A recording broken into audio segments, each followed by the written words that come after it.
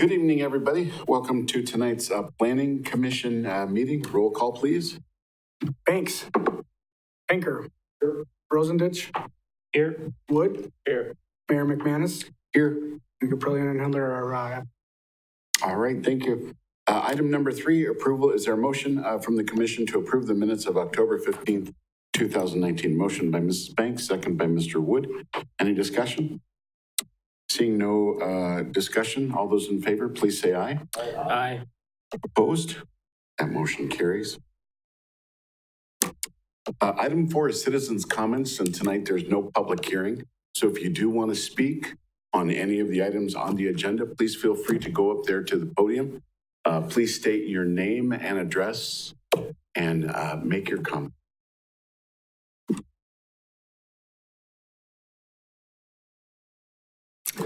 Jeff Moulter, 1525 Adler Road, Marshfield, Wisconsin. Speaking in regards to number 7 item on the agenda, the concept plan for review. As last time, I'm going to speak out as opposed to it. The style of housing, not the development of the property, but the style of housing that they're proposing to put on the property. If you're going to develop it, I'd like to see like housing built, similar housing to the surrounding area, as opposed to the pocket style homes that they're proposing. Thank you. All right, thank you. Anyone else from the public wish to please state your name and address? My name is Tom McEntee. Address is 106 South Schmidt. It's also in reference to the parcel off of Adler and Lincoln. And as my understanding, that's currently zoned SR3, so that's supposed to be development for homes 3 or less per acre, which has been that type of zoning for quite some time, which I think most people are in support of developing it, stays within that zoning plan as the homes in that district are all at SR3. I'm also aware of the letter that came out last week indicating that there's been a proposal to make a change in zoning for cluster homes. I and my wife have had some experience with row homes in the past. We've lived out on the East Coast where there are row homes. We've also been in cluster developments at Stapleton Airport in Colorado, where this concept of putting small or homes on small lots exists. It's quite a different plan than what's been proposed. Those plans involve considerable green space as a buffer around the perimeter, as well as privacy fencing that goes around those homes. I have significant concerns about this proposal, not that the property we developed in accordance with its current zoning, but with the planned pocket homes. As you're all quite aware, Marshfield hasn't had the home value appreciation that other parts of the country have had over the last 10 years. Home values have been rather stagnant. And I fear greatly that if this proposal went through, that there would be a significant deterrent to sale of homes in that area and possibly a decrease in value. Secondly, those homes are quite small. They're basically the size of a trailer home or a mobile home. They're about 1,000 square feet. That's what a mobile home was. This has the suggestion of a trailer park being built on that property. And I think that's very much inconsistent with the rest of that district. So I'm very much opposed for the development in terms of this proposal. I think development inconsistent with SR3 zoning would be very appropriate. Thank you. Thank you. Anyone else from the public wish to address the Planning Commission?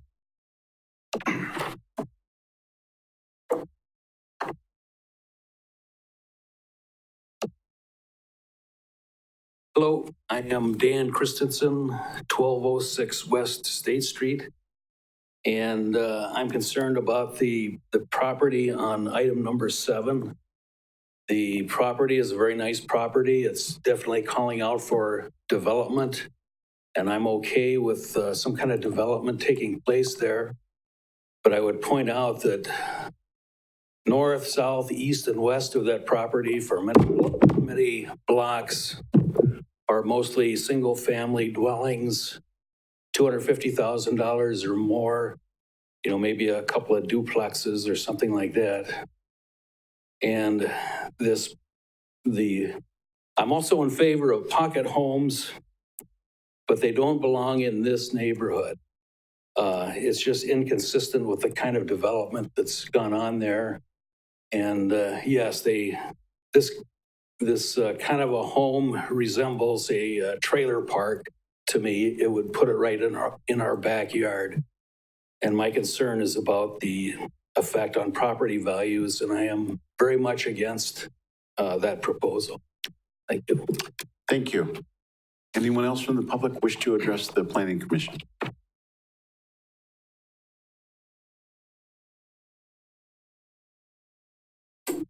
Hi, my name's Lee Taylor, 1230 West State Street, Marshfield. The proposal 7, I am in disagreement with, as it is directly in my backyard. And in the past 2 or 3 years, the city has taken the bike trail and clear cut 90% of what we had there for privacy. And I understand that it was because there was invasive species there, but now we have nothing. And if they build this development, they'll have a clear path right into my backyard. And as they stated, pocket homes to me are a trailer park, and we don't need that in our neighborhood. Thank you. Thank you.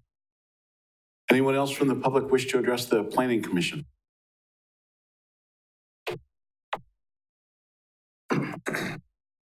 Kevin Fedorowski, 1220 West State Street. In reference to item number 7, I pretty much agree with everything that's been said tonight. Given the area and the way it's been developed over the years, putting this type of structure, this type of footprint in there, I think is inconsistent with what's there and would devalue our homes. So I'm very much in opposition to it. Thank you. Thank you. Anyone else from the public wish to address the commission? Mayor, I have one from John Caprillion. So John Caprillion was unable to attend the meeting, the Plan Commission member. And so I'll read off word from word the email that I received from him today. So quote, "I want to be sure that any driveway / street is adequate for the traffic that would come from the neighborhood. Point number 2, I'm skeptical that this type of housing development is appropriate for the surrounding neighborhood. The rest of the neighborhood is exclusively single-family homes. This development would have a lot of visibility from a fairly busy intersection. So I'm concerned it would look out of place. And third point, regarding the layout itself, I agree with the staff's comments that a courtyard type layout would be better than a row of pocket houses," end quote. Thank you. Anyone else wish to address the Planning Commission regarding this? And just so you're all aware, tonight we're discussing the concept. If the concept does go on, there'll be other public hearings, which you're welcome to come to and encouraged to come to. But tonight is just about the concept. All right, seeing no more citizens' comments, we will go on to number 5. Resolution petitioning for airport improvement aid by the Common Council of the City of Marshfield, presented by Jeffrey Geyer, Airport Manager. Thank you. So we have Jeffrey Geyer that will speak about the proposal. It's a requirement to have the Plan Commission referred to Common Council. So Jeffrey will take over. Thank you. Thank you. As part of receiving state and federal funds from the Wisconsin Bureau of Aeronautics, we need to petition for projects that we are interested in doing. The petition process is done by the Wisconsin Bureau of Aeronautics, the Airport Committee, and Airport Management. We all work together to come up with projects that we think would benefit the airport. This is a wish list of things we'd like to do. Not all the items we are planning to do. There are several items that are in the works, though, that we are moving forward with right now. The big one is redoing our airport layout plan, which is required for us to show all the projects that we are going to do on a plan for the Bureau of Aeronautics. We are in the process of relocating the automated surface observation system. We are looking at rehabilitating some of the equipment on our fuel farm that provides fuel for the aircraft. We are looking to rehabilitate the medium intensity approach lighting system that also has runway alignment indicator lights that allows us to get a lot lower on our instrument approach into Marshfield coming from the south. Our big project that we are going to be pushing for in the next few years is reconstructing our primary runway, 1634, as that was last constructed back in 1991, and we're looking at doing a resurfacing on that. There's many other projects that we're looking to do, possibly in the future that could be 10, 15 years out, even further.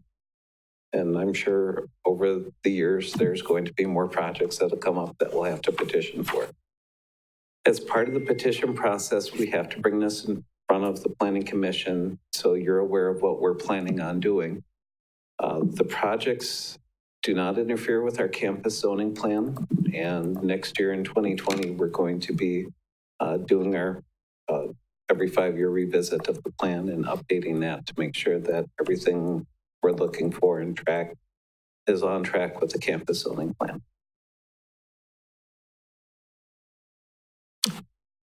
Any questions from the commission?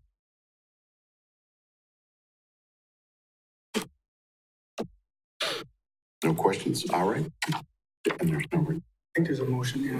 where's the motion to? The motion would be to approve a resolution petitioning for airport. So is there a motion to Approve a resolution for petitioning for airport improvement aid. motion by Mr. Pinker, second by Mr. Wood. Any discussion? Seeing no discussion, all those in favor, please say aye. Aye. Opposed? Motion carries. Thank you. I would just like to say that in the short term that I've been mayor, the reports that come from the airport are simply stunning. Thank you. I mean, the amount of work that you all put into that is impressive. And I hope the citizens of Marshfield really understand what a great facility this is. But I got to tell you, the way you all manage it is incredible. So thank you very much. It's a team effort. It's not just airport management, but there's a great group of people on the airport committee that make sure that they have a good input of what's happening out there. And it's reflected in your reports, and it's something we're very proud of. Thank you. Thank you very much. Item 6, a landscaping plan review for the proposed Hampton Inn development at 400 West Upham Street. Presenter Evan Monson. Thank you, Mayor. This is a review of the landscaping plan for the hotel development at 400 West Upham Street.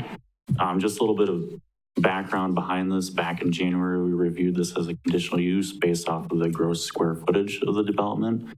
One of the conditions on that conditional use permit was that we would look at the landscaping plan again, specifically the screening between Leonard Street and then the parking lot in the new development. And so now we're going to go through the landscaping. I'll touch on some of the other landscaping points, but we'll focus mainly on the screening. This is the location of the old Knights of Columbus building. If you go back to the map here, the one access is getting removed, and then the other access off of Leonard would just be emergency only.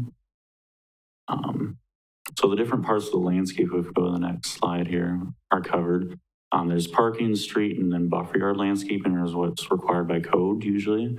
In this case, a buffer yard was not required since there's streets around the entire development. For the parking area landscaping, that includes the little islands or peninsulas that jut out of the parking lot, as well as the landscaping around it. The parking area required 294 landscaping points, and they're providing 310. So they're exceeding that by a little bit. The other portion of landscaping that was required by code was street frontage landscaping. That's basically just landscaping along the frontages of every street that you're abutting. The one street, I believe it's Walnut, already has existing landscaping. They're not messing with that. So that didn't need to be added onto. They are adding landscaping onto the other frontages though. Upham Street required a little bit more landscaping. They are providing exceeding that. Fig Avenue also required a little bit more landscaping. They're exceeding that as well. And then Leonard Street was the other frontage that required landscaping. They're exceeding that by roughly 20-some landscaping points. Specifically, the screen between Leonard Street and the development for the hotel. We go to the next slide here. This is the whole landscaping plan in general. Can't really see it on the TV too well, but in your packets, it was included with that. We go to the next slide. This is zoomed in, the screen between Leonard and then the parking lot development. The two main landscaping plantings they have are shrubs, they're evergreen shrubs. The, however you pronounce that word. And then the dogwood is the other deciduous planting along the other sides of the shrubs. Both plants are very good in snow and rain, which we seem to get a lot of in Wisconsin, so they should be doing pretty good.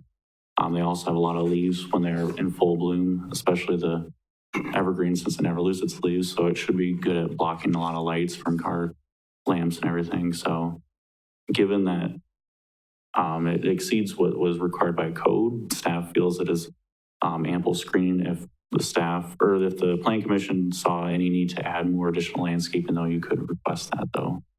There was one comment I received by email about a half hour before the meeting that said they had no issues with it. So other than that, staff hasn't received any other comments or questions about this. So our recommendation would be to approve the final landscaping plan for the Hampton Inn development here. Thank you. So is there a motion from the commission to approve the final landscaping plan and the proposed solution to the screening requirements along Leonard Street? A motion by Mr. Wood. Is there a second? Second by Mr. Rosendich. Any discussion? Mr. Pinker. Other than the email that you received, have you had any other contact from the folks along Leonard Street? I would say we sent mailings out, but I didn't receive one. I think Josh might have. So. And you don't know whether or not the developers have had any contact? Because I know in the past that was a concern from the residents, that somebody would talk to them, not necessarily to get their okay, so to say, but at least to inform them of what was going on. I would say we sent mailings of what the landscape plan was. We didn't receive any feedback other than the one comment I received earlier today, and I believe Josh received one comment. Who was that from? Since there were two spokesmen there, was it from one of the spokesmen? Yeah, the phone call that I had was Gino Schaefer. He was the one that spoke, Okay. And he was kind of the spokesman of the neighborhood last time, and talked to him about it and kind of walked through it a little bit. He didn't seem to have any concerns with it. Okay, super. And so I did just want to add one thing that we really didn't touch on, but just thought we should just let the Plan Commission know that it doesn't affect the project at all, but the number of parking stalls would be reduced slightly, and the number of rooms, I think, went from 86 to 90. Just clarifying that in the plan. The size of the property, the project's not changing at all. So that's really what we were reviewing, is the square footage. Parking is still meeting the. Any further discussion from the commission? Seeing no further discussion, all those in favor say aye. Aye. Opposed? Motion carries. Item 7, concept plan review for potential plan unit development located on parcel 33-03298F near the intersection of Lincoln Avenue and Adler Road, presented by Bryce Hembrook. Thank you, Mayor. So this meeting allows the applicant to engage in an informal discussion with the Plan Commission regarding the proposed concept plan. And so points of discussions and conclusions at this stage of the process shall be in no way binding upon the city. The applicant has also applied for the new housing incentive program, and the project was reviewed by the Board of Public Works during the November meeting. Since that time, it was chosen to not be included in the 2020 housing incentive program due to funding, and a different project was a little bit more ready for development. Essentially, there are 16 total homes that are proposed, 3 single-family lots, and then 13 of what are defined as pocket homes on one lot. The density is proposed to be at 5.06 units per acre. The future land use map identifies the property as low-density single-family residential, and the recommended density for that is less than 5 units per acre. And then some other considerations would be that these pocket homes would be single-story, 2-bedroom ranch with basements and 2 cell garages. There would be some reconstructing of the existing trail that would need to be done for grading concerns. And then also, when it went to the Board of Public Works, the board asked that the layout be modified to have a more cottage court feel to them. A cottage court, for those who may not be familiar, is a group of small houses centered around a common open space or green yard. And so during the general development phase, which would be the next phase in the process, staff will likely recommend some changes to the proposal to better meet the recommendations in the comprehensive plan. However, from a high level, this concept plan is, ready to move forward to the next step. We do want to clarify that this, the recommendation to accept the concept plan does not necessarily mean that the layout or project is being recommended to be approved at this time, but simply that it is, we are recommending to accept the concept plan and move forward in the process. So with us, we have Jeremy Faber, the developer, and he will touch on kind of more of the project, and then I will show the location map and the site plan. And then if Jeremy would just like to touch on, how the one lot would be managed, if it would be a home association, kind of touch on the open space and if there's any covenants for the houses or, what style they might look like. So Jeremy, if you'd like to take, and actually 1 second, here's the location of the property. Most of you are aware, and we did send out a letter just so people were aware of this concept plan tonight. It is near the corner of Lincoln and Adler, not directly at the intersection. And that acre is about 3.5 acres with a notch included to the south. So with that, Jeremy, if you'd like to take it over. So yes, there will be a housing association. There's quite a demand for it. I've been having people come up to me. There's nothing like this in Marshfield. People want their yards taken care of, snow taken care of, and I literally have a handful of these sold as soon as we can start. As far as, there's nothing like a trailer park. These houses are 20 foot in width. They're full width of a house. They have materials just like any other residential house, board and batten, shakes, architectural shingles, stone, landscaping. It's just, they're close together to save on room, save on cost. As you can see in the plan, there is a courtyard or shared green space. And then we also have the 3 lots for ranch houses that to the south that butt up against those houses against that side. So.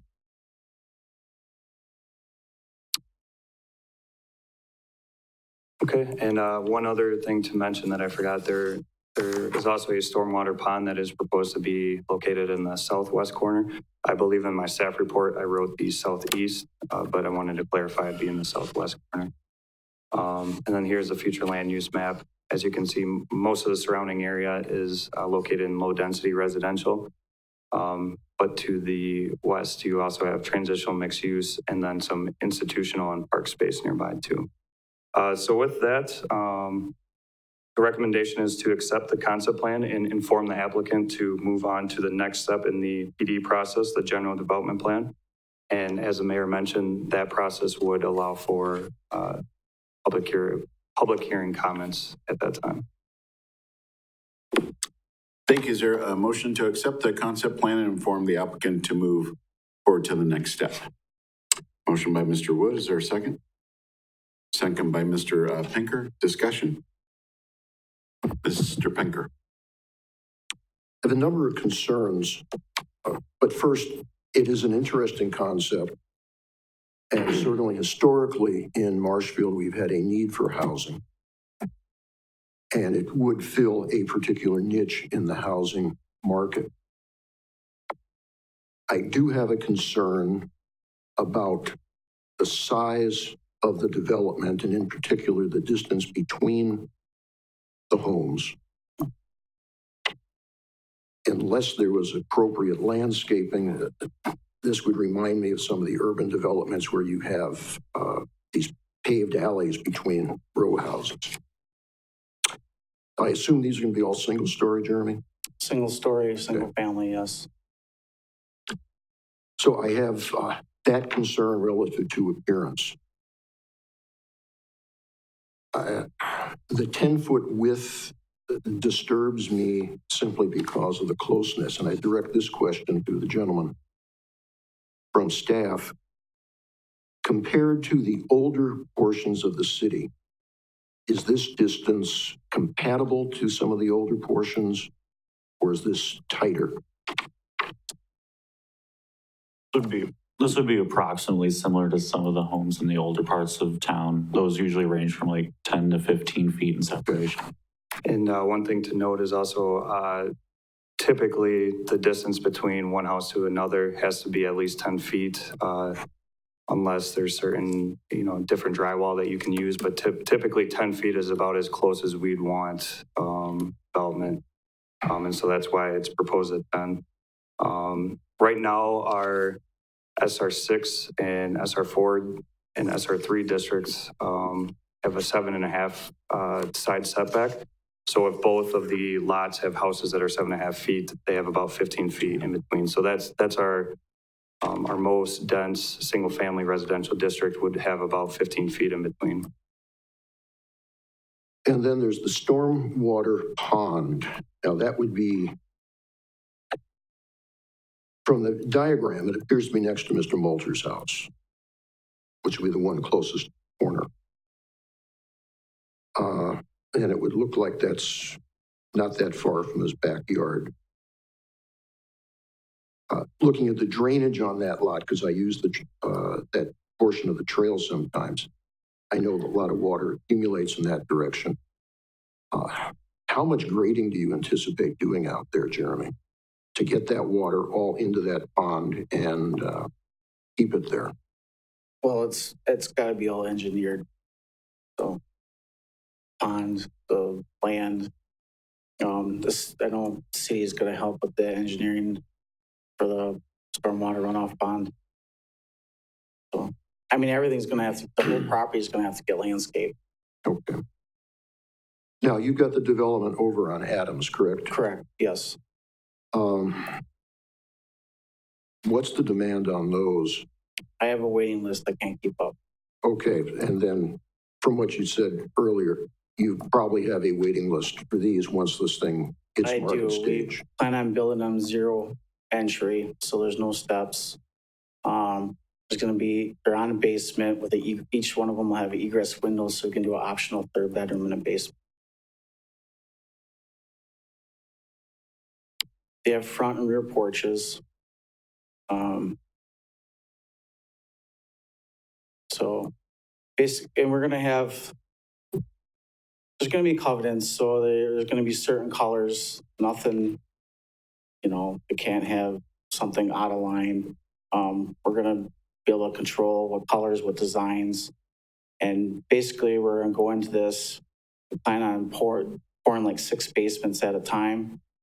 And we're going to have 3 different floor plans that fit that same exact basement. And you get to choose your floor plan, style of house, and your colors.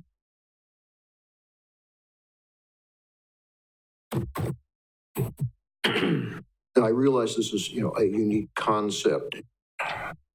Do you know of any that are, say, within reasonable travel distance of Marshfield, somebody could look at? Offhand, I don't know. I know last winter when I was researching this, there was some other parts of the state were talking about it. Do you know if they went forward with it? Grafton, Eau Claire? So there's a couple developments that have been in the process of trying to get approval. However, those were kind of more of the cottage courts. As I kind of mentioned, where the houses are surrounding the center open space. Where this is, there's like the open space in between, but it's not necessarily the back of the house is open to the courtyard. So it's slightly different, but those are in the process. The last time I checked was about 3 or 4 months ago, so I haven't quite kept up on that in terms of how far they are, but I believe it was La Crosse, Eau Claire. The concept of cottage courts and pocket neighborhoods are pretty popular in Seattle area and mostly Northwest. And that's mainly to address the housing affordability, crisis that they're experiencing out there. So In Wisconsin, there aren't a whole lot. I know there is one in Iowa that was constructed, I believe, Grinnell. Yeah, in Grinnell, Iowa, there's one that's not really within reasonable driving distance though, but I want to say there's another one possibly in Iowa too, and some other ones throughout the Midwest and the East Coast. But in regards to Wisconsin, there's not really any. They're already built as far as we can tell.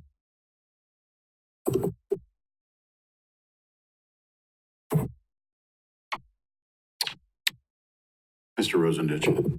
What's the average footage of homes in that neighborhood nearby? Do we know? Square footage. Right. Offhand, I'm not quite sure. We can definitely look into that. What's going to be the average square footage of these homes? Of the pocket? The pocket home's 1,000. What's the lot size average in that neighborhood? In his neighborhood or the The existing? neighborhood of where these homes are looking to be? Yeah, so the three single-family ones would be, the minimum is 7,875 square feet.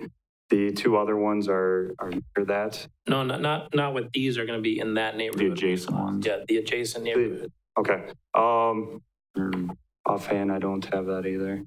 We can look it up. Quarter of an acre, probably. Yeah, probably around. So compared to a quarter acre, what's the size of we talking like an eighth of an Probably acre? half.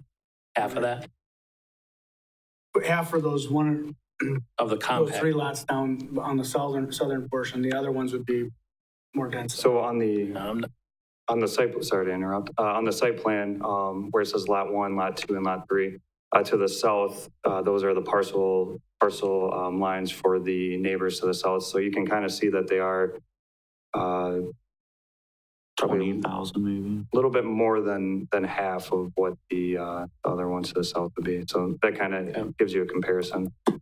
And then the dotted lines for the lot 1, 2, and 3, that shows the buildable area. So that's where those setbacks would kick in. And so they wouldn't be able to build that close to the homes to the south. That makes sense. Jeremy, what do you anticipate the association dues to be roughly? $150. 150. And in regards to getting comps for these types of things for the appraisal, do you anticipate that being an issue? Comps would probably be an issue. I do know if once they do find some comps, I know you can buy these with no money down. So we're going to be right around $160,000 for a brand new house. And if you're qualified, you can buy them zero down. Okay. So So, I feel like we could fill this within 2 years. and would you do this as a build this and they will come? Or would you have people get construction loans to do it along the So way? we're gonna build them and then they'll buy them completed. Okay. So a concern that just comes up looking at this Mm-hmm. is, first of all, it fits a lot of things that we need in Marshfield, from affordable housing, Mm-hmm. single story, that fits a lot of things. But I'm just looking at if you have a $400,000 house backed up to a $160,000 house, someone's value gets affected. Mm-hmm. And that is a concern here. Just looking on the perimeter of those houses. Well, I have a question. Almost happened. A church got built there. Would that affected their housing value? Well, we're not here talking about that. Well, We're here, okay. we're here because this is a concept. right. And so we're trying to get to a good thing on that. But this is a reasonable thing that somebody would ask, Right. which I think giving them a very reasonable response would probably be in your best interest. But all I'm saying is someone's going to be affected there. Would the offset be that these are brand new, be a benefit to the other properties?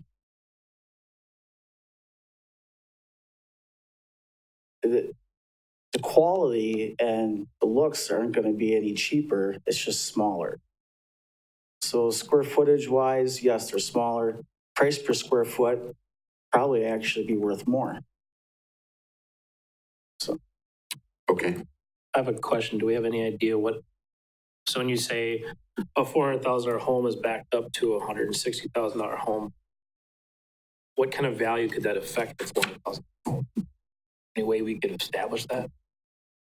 The homeowner's going to want to know if their value is going to go from 400 to three and a quarter, just because homes were built behind their house. I mean, I think that needs to be investigated a little bit before you can say. Yeah, and I'm not, Yes or I mean, no? it's a good point. It's not one that necessarily would detract it. It would just need to be, I Right. think, as both you and I are saying, is Right. let's just take a look at this, because there are some other homes over there that are the buy levels or whatever that are in that 160 to 180 range. So Right. that is realistically already there, but you just look at, you know, it does become a concern for value. Now, if there's mitigating factors to that, that I think would be, when you do go on to the next level, I think that would be in your best interest to know the answer to that question. Because I can see a big benefit to this. There's a lot of people that like the concept of being one level, not having to do their own mowing of the lawn and shoveling. I mean, there's a lot of people that would like that. Mm-hmm. So that part I get, but we are going to have to get through the citizens that live around there. I think that they are entitled to, how is this going to affect the value of their home? And so I hope when you go further with that, you'll be able to answer that question. Anything else from Mr. Pinker? Just two things. We just got finished approving a landscaping plan. Certainly as this thing, if this is a concept moves forward from here, certainly in a future sessions, landscaping,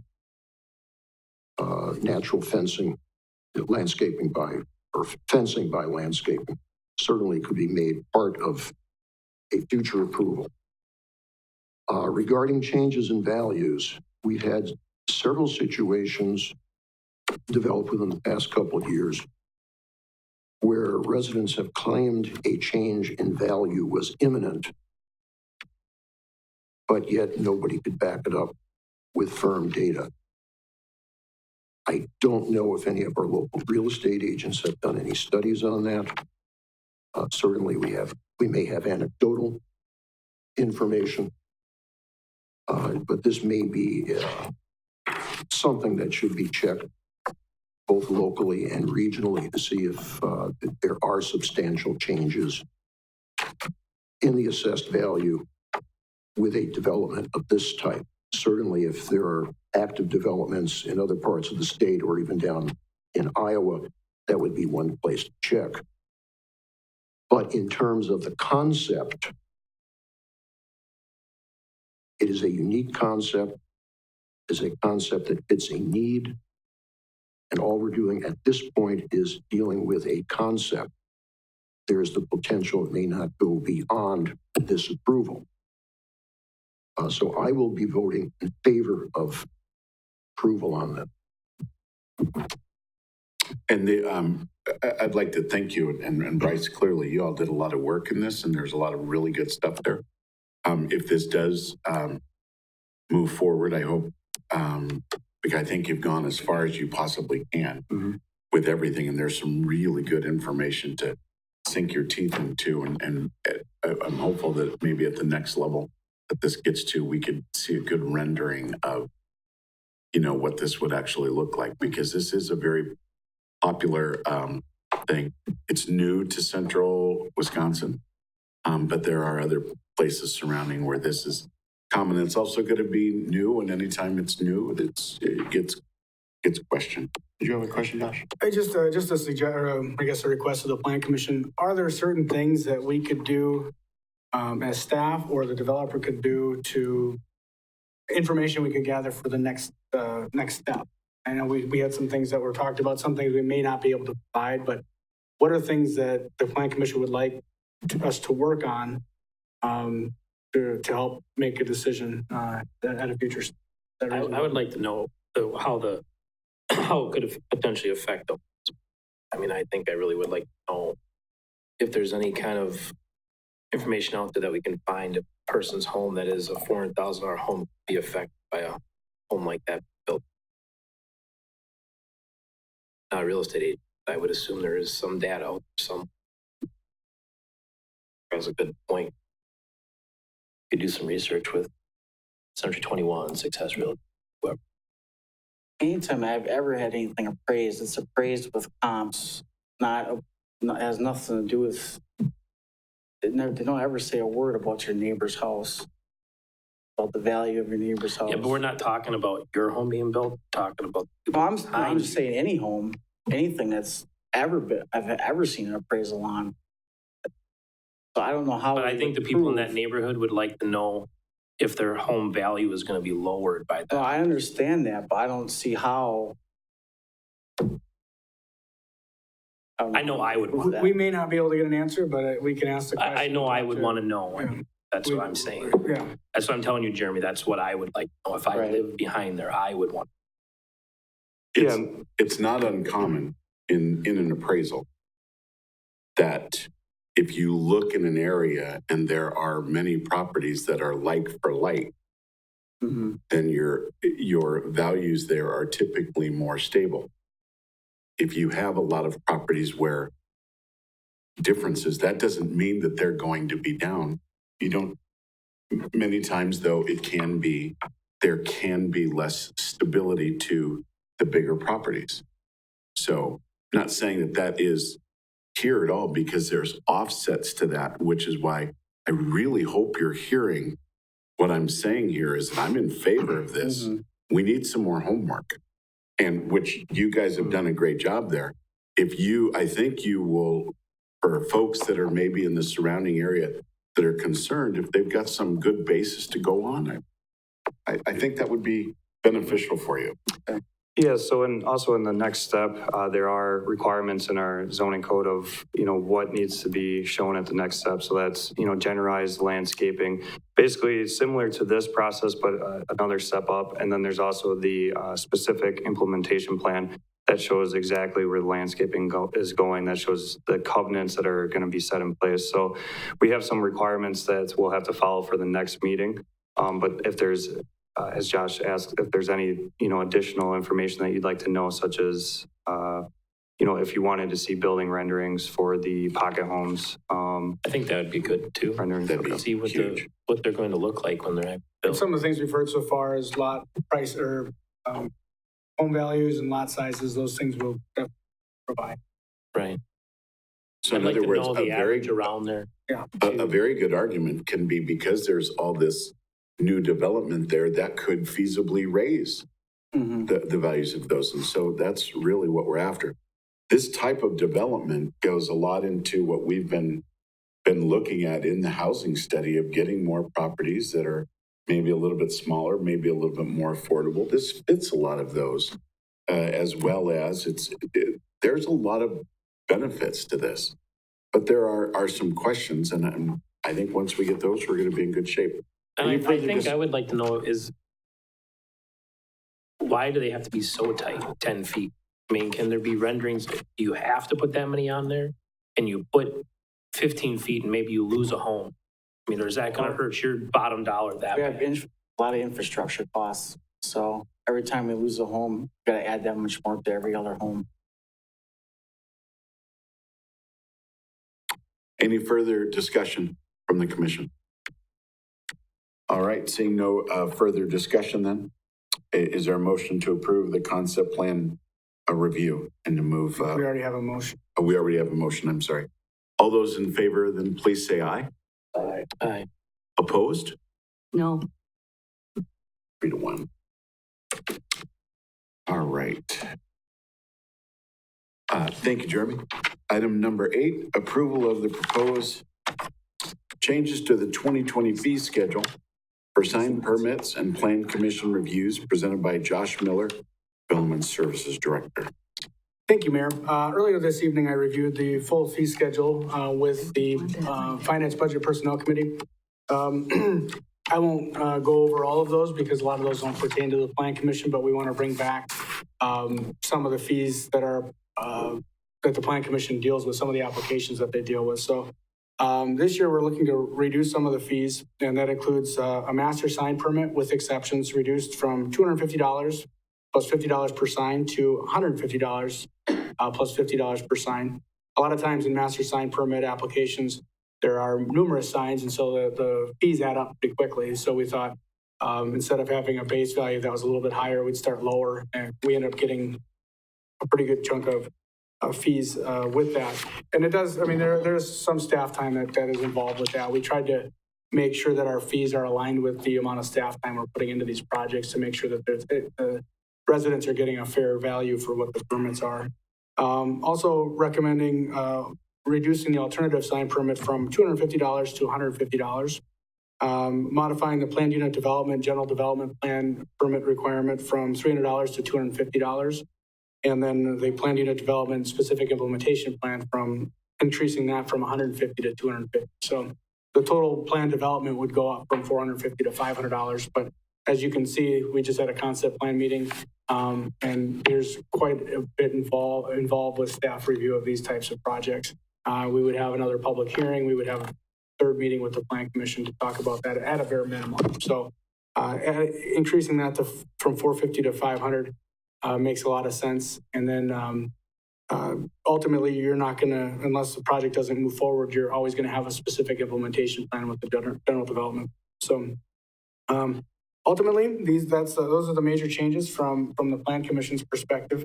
And so we would be looking to recommend approval of those changes and ask that the Plan Commission approve the changes and direct staff to prepare a resolution for council consideration. Thank you. Is there a motion to approve the proposed changes to 2020 fee schedule for Plan Commission applications? Motion by Ms. Banks, second by Mr. Rosendich. Any discussion? Seeing no discussion, all those in favor, please say aye. Aye. Opposed? That motion carries. All right. Number 9, discussion on the fall 2019 downtown parking survey, presented by Bryce Hembrook. Thank you, Mayor.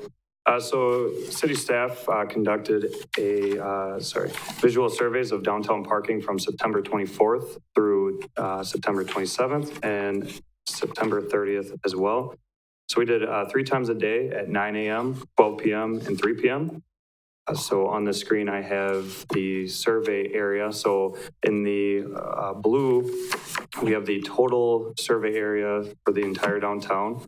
And then the red is the core downtown area. The core downtown area is what I use to kind of describe the on-street parking. So we'll probably come back to that. But as you can see, typically it goes from the east side of Walnut Avenue to the west side of Maple Ave, and we also included the library block. So one thing to keep in mind is when when we conducted this survey, there were no surveys taken at night. So there are some numbers that might seem a little different. So some parking lots may experience a much higher occupancy rate at night, and other parking lots may have a much lower occupancy rate after typical business hours. In this case, I was thinking Santa Fe behind Rogers Cinema. It had pretty low numbers or low occupancy rate during the day, but then at night it obviously increases quite a bit. Also, Sioux Line experiences quite a lot of traffic when people go to Royal Tokyo. So those are some things to keep in mind. So overall, there are 1,224 stalls in the downtown parking area. There are 644 parking lots. This is just the City of Marshfield parking lots and does not include the private stalls. Sorry. Yeah, there are not 640. Sorry Marshfield's about not that big. 644 parking stalls, thank you. And then 580 on-street parking stalls. The total average occupancy rate for the whole study was 411 stalls, and then the average occupancy rate would be 33.6%. For the municipal parking lots, average occupancy was 261.22. The average occupancy of that is around 40%. And then for the on-street parking, the average occupancy survey count was 150.33, or about 26%.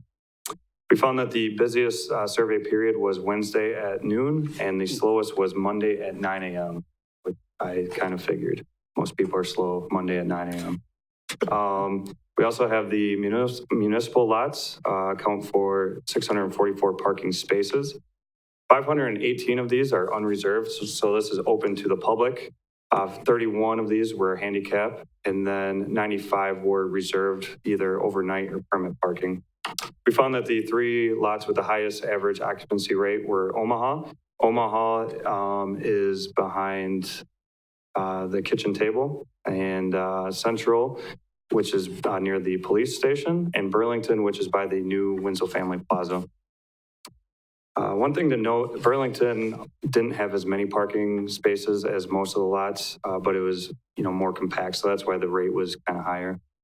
Overall, Omaha and Central were the 2 busiest lots, and at one point, both of them had above 90% occupancy for unreserved parking spaces at least once throughout the study. But even on the busiest day, Wednesday, only 45% of all parking spaces were used in all city lots. So overall, as a whole, there wasn't a high occupancy rate. So here's just a quick table. I also included in the staff reports the table. It may look a little bit different.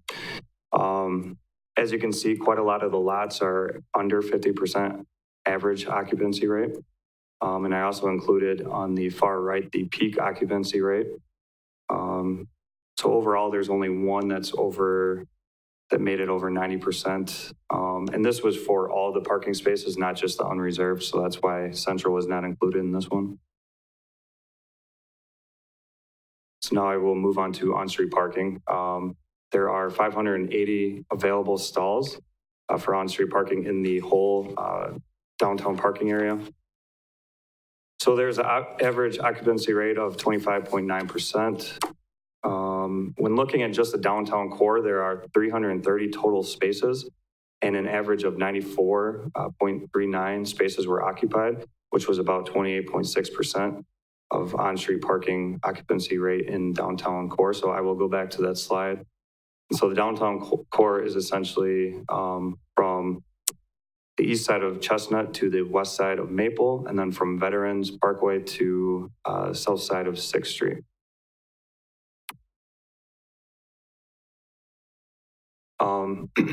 The busiest on-street parking period was Tuesday at noon with 209 vehicles parked, which was 36%.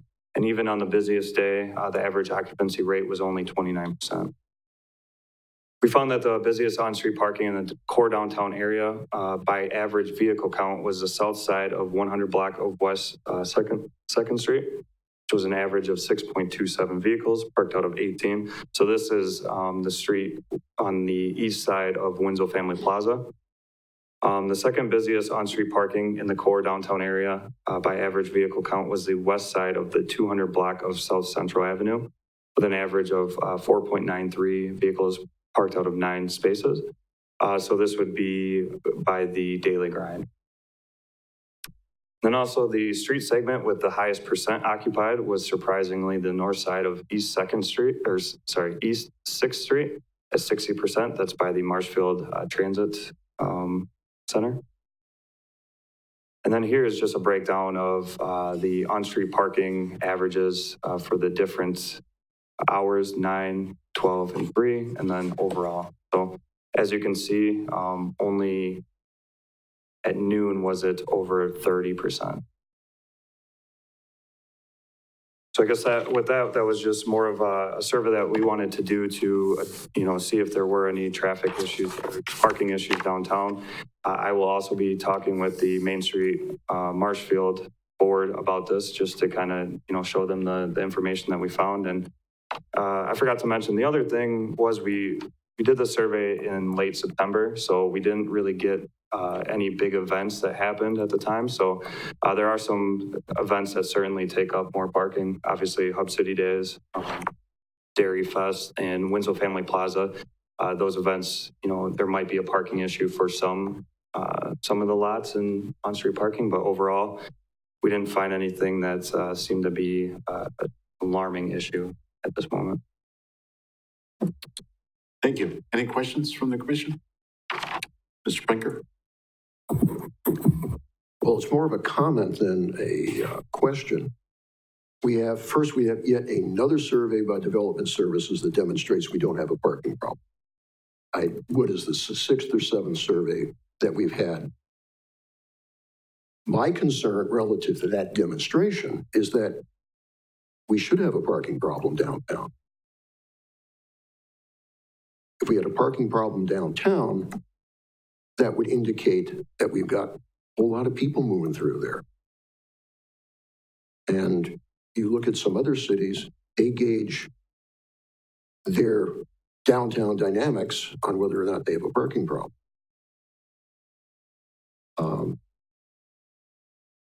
I don't know where that leaves us.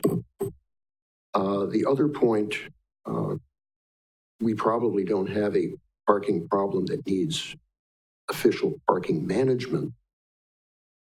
But just to use an example, again, an example people don't like to hear, but downtown Wausau has gone to a parking management program where you get 2 hours of free parking, then you have to pay, you have to check into a kiosk, which records your license plate, and then their parking enforcement officers have equipment on the vehicles, which then track the parking on city streets and in the ramps. And also they have within their ordinance that you may not move your car within the same block, so you just can't roll the car ahead of a good parking area.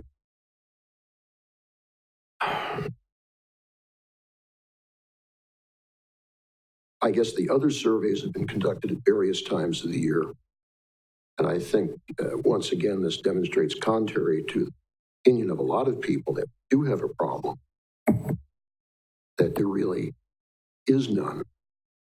Certainly, being at a position where I'm going about town as either a pedestrian or bicyclist, it's very easy to note.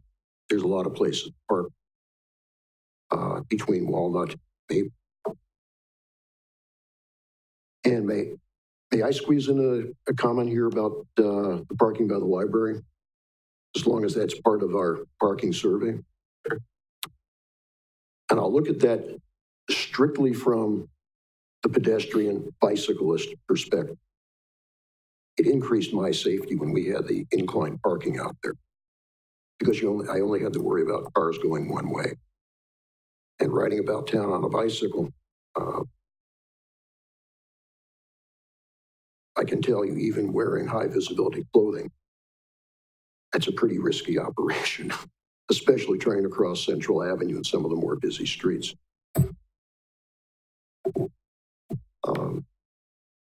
That's all I can say.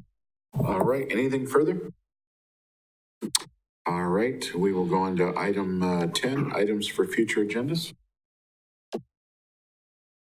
Seeing nothing there, we'll go on to item 11. Any staff updates? Yeah, just one that I'm aware of. The Plan Commission meeting in December will be held at 6 p.m. Due to that being the week before Christmas on December 17th. Really, we typically try to squeeze all the meetings together from on one night. So the council actually moves their meeting up a week from what would typically be the 4th Tuesday, which is Christmas Eve. I don't think that they want to be here on that evening as much as we like to be together and stuff. But so yeah, so mark your calendars that the next Plan Commission meeting will be 6 p.m. on December 7th. Great. Any others? Good. All right. Seeing none, is there a motion to adjourn? Motion by Mr. Rosendich, second by Mr. Wood. We are adjourned.